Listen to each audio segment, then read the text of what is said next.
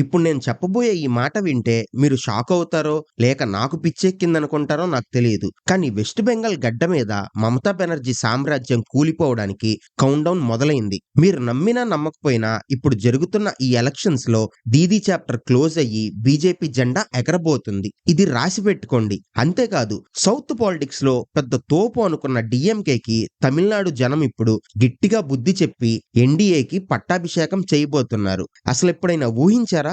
బెంగాల్లో జై శ్రీరామ్ అనే మాట ఒక సునామీలాగా మారి మమతా కోటని తగలపెట్టేస్తుందని, లేక స్టాలిన్ లాంటి లీడర్స్ కి ఇప్పుడు నిద్ర పట్టకుండా చేస్తున్న ఆ మోదీ వేవ్ సౌత్ లో ఎలా ఇంపాక్ట్ చూపించబోతుందని. కానీ వీటన్నిటికీ మించి ఇంకొక షాకింగ్ విషయం ఏంటో తెలుసా? కేరళ. ఇన్ని రోజులు అక్కడ బీజేపీకి ఛాన్సే లేదు అన్నోళ్ళు ఇప్పుడు నోరు మూసుకునే రోజు వచ్చింది. కేరళలో ఎప్పుడు లేని విధంగా బీజేపీ తన ఓట్ షేర్ ని పెంచుకుంటూ ఎల్డీఎఫ్ అండ్ కాంగ్రెస్ కోటల్ని ముక్కలు ముక్కలు చేస్తుంది. మీరు అనుకుంటున్నట్టు అక్కడ ఇద్దరి మధ్య ఫైట్ లేదు. ఇప్పుడు బీజేపీ కూడా ఒక పెద్ద ఎక్స్ ఫ్యాక్టర్ లాగా మారిపోయింది. ఇప్పటిదాకా న్యూస్ లో చూసిన సర్వేస్, డిబేట్స్ అన్ని పక్కన పెట్టేసేయండి. ఎందుకంటే గ్రౌండ్ లెవెల్లో జనం మైండ్ సెట్ ఇప్పుడు మొత్తం మారిపోయింది. పాలిటిక్స్ అంటే ఇప్పుడు జస్ట్ ఓటు వేయడం కాదు, ఇది ఒక పెద్ద యుద్ధం. ఈ యుద్ధంలో ఎవరు రోడ్డు మీదకి వస్తారు, ఎవరు గద్దె ఎక్కుతారనేది ఇప్పుడు నేను చెప్తా. బెంగాల్లో మమత ఎందుకు భయపడుతుంది? తమిళనాడులో విజయ్ లాంటి స్టార్స్ వచ్చినా కూడా ఎందుకు ఎఫెక్ట్ లేదు?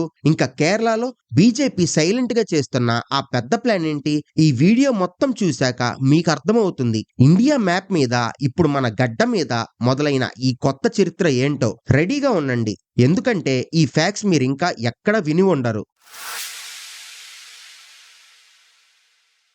బెంగాల్ గడ్డ మీద ఇప్పుడు మొదలైన ఈ కొత్త గాలి చూస్తుంటే ఒకటి మాత్రం పక్కా, అదే మమతా బెనర్జీ సామ్రాజ్యం కూలిపోవడానికి రెడీగా ఉంది అని. ఇన్నేళ్లుగా దీదీ అంటే బెంగాల్, బెంగాల్ అంటే దీదీ అన్నట్టు సాగింది. కానీ ఇప్పుడు జనం మైండ్ సెట్ మొత్తం మారిపోయింది. దీనికి మెయిన్ రీజన్ ఏంటంటే గ్రౌండ్ లెవెల్లో జరుగుతున్న గోండాయిజం. వేరే పార్టీకి ఓటు వెయ్యాలంటే భయం, ఏమైనా తప్పు జరిగిందని అడిగితే అటాక్ చేయడం. ఇక ప్రతి చిన్న విషయానికి లోకల్ టీఎంసీ లీడర్స్ దందాలు చేయడం వల్ల కామన్ పీపుల్ కి చిరాకు దొబ్బింది. ప్రతి స్కీమ్ లో కరప్షన్, ప్రతి పనిలో కట్టుమని అడగటం వల్ల జనం విసిగిపోయారు. ముఖ్యంగా సందేశ్ ఖాళీ లాంటి ఇన్సిడెంట్స్ లో మన సిస్టర్స్ అండ్ మదర్స్ కి జరిగిన అన్యాయం బెంగాల్ జనం మర్చిపోలేకపోయారు. ఒక పక్క మేము ఆడవాళ్ళకి రక్షణ ఇస్తామని చెప్పే గవర్నమెంట్, ఇంకో పక్క ఆ స్టేట్ లోనే ఆడవాళ్ళని భయపెడుతూ వాళ్ళకి అన్యాయం చేస్తూ ఉంటే జనం చూస్తూ ఎలా ఊరుకుంటారు?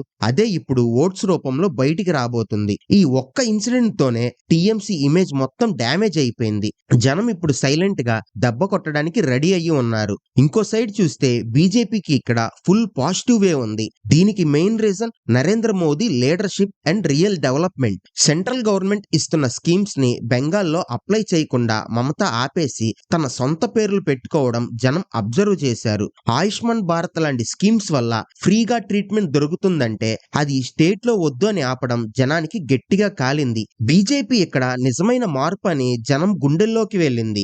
బెంగాల్ యూత్ కి జాబ్స్ లేవు, కంపెనీస్ అన్ని పక్క స్టేట్స్ కి వెళ్ళిపోతున్నాయి. కానీ బీజేపీ వస్తే ఇండస్ట్రీస్ వస్తాయని వాళ్ళు గట్టిగా నమ్ముతున్నారు. ఇంకా మోదీ గారు బెంగాల్ కల్చర్ కి, అక్కడ దేవుళ్ళకి ఇచ్చిన రెస్పెక్ట్ కూడా చాలా ప్లస్ అయింది. టీఎంసీ మాత్రం ఎప్పుడు అవుట్ సైడర్స్ అని తిట్టి తిట్టి తప్పు చేసింది. బెంగాల్ జనం ఇప్పుడు బీజేపీని వాళ్ళ సొంత పార్టీ లాగా, ఒక సేవియర్ లాగా చూస్తున్నారు. నిజం చెప్పాలంటే బెంగాల్లో ఇప్పుడు హిందుత్వ ఫ్యాక్టర్ కంటే ఎక్కువగా పీస్ అండ్ ప్రోగ్రెస్ అంటే ప్రశాంతత అండ్ అభివృద్ధి కోసం జనం బీజేపీ వైపు వెళ్ళబోతున్నారు. ఇన్ని రోజులు భయంతో బ్రతికిన జనం ఇప్పుడు స్వేచ్ఛగా ఊపిరి పీల్చుకోవాలని డిసైడ్ అయ్యారు. బీజేపీ గ్రౌండ్ లెవెల్లో ప్రతి ఇల్లు తిరిగి జనంకి మేమున్నాం అని భయాన్ని పోగొట్టి మాకు ఓటు వేయండి, మేమున్నామని నమ్మకాన్ని కలిగించారు. ఈ నమ్మకమే ఇప్పుడు మమతా బెనర్జీకి పెద్ద తలనొప్పిలాగా మారిపోయింది. ఇప్పటిదాకా జరిగిన సర్వేలన్నీ తలకిందులైపోయాయి. బెంగాల్లో బీజేపీ జెండా ఎగరబోతుంది అనేది ఇప్పుడు ఎవ్వరూ ఆపలేరు. దీంతో బెంగాల్ పాలిటిక్స్ లో ఒక కొత్త చాప్టర్ మొదలవబోతుంది. కానీ ఇదే గాలి సౌత్ కూడా పాకిందా? బెంగాల్లో దీదీ కుప్పకూలిపోతే తమిళనాడులో స్టాలిన్ పరిస్థితి ఏంటి? అది నెక్స్ట్ పార్ట్ లో చూద్దాం. బెంగాల్లో మార్పు మొదలైంది. ఇప్పుడు అదే గాలి సౌత్ లో తమిళనాడు వైపు కూడా చాలా స్పీడ్ గా వస్తుంది. ఇన్ని రోజులు తమిళనాడు అంటే ద్రవిడియన్ పాలిటిక్స్, ఇక్కడ మాకు తప్ప ఎవరికి చోటు లేదని డిఎంకే చాలా కాన్ఫిడెంట్ గా ఉండేది. కానీ ఇప్పుడు గ్రౌండ్ లెవెల్లో సీన్ మొత్తం మారిపోయింది. స్టాలిన్ లీడర్షిప్ లో ఉన్న డిఎంకే గవర్నమెంట్ మీద జనాల్లో చాలా కోపం పెరిగిపోయింది. దీనికి main reason family politics and corruption. DMK అంటే ఒక ఫ్యామిలీ పార్టీ అని, కేవలం వాళ్ళ కొడుకు ఉదయనిధి స్టాలిన్ కి ఎలివేషన్ ఇవ్వడం కోసమే మొత్తం సిస్టమ్ ని వాడుకుంటున్నారని తమిళ జనం విసిగిపోయారు. ప్రతి చిన్న ప్రాజెక్ట్ లో కరప్షన్, ఇంకా లోకల్ డిఎంకే లీడర్స్ చేసే ఆగడాల వల్ల కామన్ మ్యాన్ కి చాలా ఇబ్బంది కలుగుతుంది. ముఖ్యంగా సనాతన ధర్మం మీద డిఎంకే లీడర్స్ చేసిన కామెంట్స్ తమిళనాడులో ఉన్న భక్తులకి, కామన్ పీపుల్ కి చాలా కోపం తెప్పించారు. మేము ఏం చెప్పినా జనం వింటారు అనే ఆ యారగెన్స్ ఇప్పుడు డిఎంకేకి పెద్ద దెబ్బ కొట్టబోతుంది. ఇప్పుడు తమిళనాడులో మెయిన్ ట్విస్ట్ ఏంటంటే ఏఐఏడిఎంకే అండ్ బీజేపీ కలిసి కొట్టేస్తున్న ఈ double engine game. Edappadi Palaniswami leadership లో ఉన్న ఏఐఏడిఎంకేకి గ్రౌండ్ లెవెల్లో చాలా స్ట్రాంగ్ బేస్ ఉంది. దీనికి తోడు Narendra Modi image and Annamalai aggressive campaigning తోడవడం వల్ల ఎన్డీఏ ఇప్పుడు ఒక అన్బీటబుల్ ఫోర్స్ లాగా మారింది. ఇంతకు ముందు బీజేపీ అంటే నార్త్ పార్టీ అనుకునేవాళ్ళు, కానీ ఇప్పుడు ఏఐఏడిఎంకే తోనే కలిసి బీజేపీ ప్రతి పల్లికి వెళ్ళగలిగింది. మోదీ గారు తమిళ కల్చర్ కి ఇస్తున్న రెస్పెక్ట్ ని జనాలు చాలా గట్టిగా నమ్ముతున్నారు. Central schemes and AIADMK ground work రెండూ కలిసి డిఎంకే కోటల్ని ముక్కలు ముక్కలు చేస్తున్నాయి. Annamalai magic and EPS management ఈ రెండూ కలిసి తమిళనాడు పాలిటిక్స్ లో ఒక కొత్త చాప్టర్ రాయబోతున్నాయి. ఎన్డీఏ అలయన్స్ ఇప్పుడు తమిళనాడులో ఎప్పుడు లేని రేంజ్ లో ఓట్ షేర్ ని పెంచుకొని డిఎంకేని క్లీన్ స్వీప్ చేయడం పక్కా. ఇక సినిమాల నుంచి వచ్చిన తలపతి విజయ్ గురించి మాట్లాడుకుంటే, ఆయన టీవీకే పార్టీ పెట్టి సోలోగా కంటెస్ట్ చేస్తున్నా ఇప్పుడప్పుడే గవర్నమెంట్ ఫామ్ చేసేలా అక్కడ కనిపించడం లేదు. సినిమా క్రేజ్ వేరు, పాలిటిక్స్ వేరు అని జనానికి తెలుసు. విజయ్ కి ఫ్యాన్స్ ఉన్నారు, కానీ ఒక స్టేట్ ని రూల్ చేసే అంత విజన్ లేదా క్లారిటీ ఇప్పటి వరకు జనానికి కనిపించలేదు. జనం ఇప్పుడు ట్రయల్ అండ్ ఎర్రర్ చేసే మోడ్ లో లేరు. వాళ్ళకి కావాల్సింది స్ట్రాంగ్ లీడర్షిప్ అండ్ డెవలప్మెంట్. అది కేవలం ఎన్డీఏ వల్ల మాత్రమే పాసిబుల్ అని తమిళ జనం ఫిక్స్ అయిపోయారు. విజయ్ పార్టీ జస్ట్ కొన్ని ఓట్స్ చీల్చొచ్చు, కానీ రియల్ ఫైట్ మాత్రం డిఎంకే వర్సెస్ ఎన్డీఏ మధ్యనే ఉండబోతుంది. ఈ ఫైట్ లో ఎన్డీఏ గెలుపు ఖాయమని గ్రౌండ్ రిపోర్ట్స్ చెప్తున్నాయి. తమిళనాడులో ఇప్పుడు ద్రవిడియన్ పాలిటిక్స్ కి ఎండ్ కార్డ్ పడబోతుంది. తమిళనాడులో బీజేపీ వేవ్ వచ్చింది సరే, మరి కేరళ సిచ్యువేషన్ ఏంటి? అక్కడ సైలెంట్ గా బీజేపీ చేస్తున్న ఆ పెద్ద స్కెచ్ ఏంటి? అది నెక్స్ట్ పార్ట్ లో చూద్దాం. ఇప్పుడు మనం చూడబోయే ఈ కేరళ విషయం మాత్రం చాలా ఇంట్రెస్టింగ్ గా ఉండబోతుంది. ఇన్ని రోజులు కేరళ అంటే కేవలం రెండు పార్టీస్ మధ్య ఫైట్ ఉండేది. ఒకటి ఎల్డీఎఫ్ అంటే సిపిఎం పార్టీ, ఇంకోటి యూడిఎఫ్ అంటే కాంగ్రెస్ పార్టీ. కానీ ఇప్పుడు సీన్ లోకి ఒక కొత్త ట్విస్ట్ వచ్చింది. ఇప్పుడు జరుగుతున్న గ్రౌండ్ రిపోర్ట్ చూస్తుంటే కేరళలో యూడిఎఫ్ గెలుపు ఖాయమని చాలా క్లియర్ గా అర్థమవుతుంది. జనం ఇప్పుడు ఎల్డీఎఫ్ గవర్నమెంట్ మీద చాలా కోపంగా ఉన్నారు. కరప్షన్ అలిగేషన్స్ అండ్ పాత పద్ధతి పాలిటిక్స్ వల్ల యూత్ కి చిరాకు వచ్చింది. అందుకే వాళ్ళు మళ్ళీ కాంగ్రెస్ వైపు మొగ్గు చూపుతున్నారు. కానీ వీటన్నిటికీ మించి ఇంకొక షాకింగ్ విషయం ఏంటంటే, కేరళలో ఎప్పుడు లేని విధంగా బీజేపీ తన ఓట్ షేర్ ని గట్టిగా పెంచుకుంటూ పోయిన సారి కంటే చాలా బాగా ఇంప్రూవ్ అవబోతుంది. నరేంద్ర మోదీ లీడర్షిప్ లో సెంట్రల్ గవర్నమెంట్ ఇస్తున్న స్కీమ్స్ ని కేరళ జనం అబ్జర్వ్ చేస్తున్నారు. వికసిత్ భారత్ లాంటివి యూత్ కి, ఎడ్యుకేటెడ్ పీపుల్ కి కొంచెం హోప్ నిస్తున్నాయి. ఇంతకు ముందు బీజేపీకి ఇక్కడ ఓట్ షేర్ చాలా తక్కువ ఉండేది,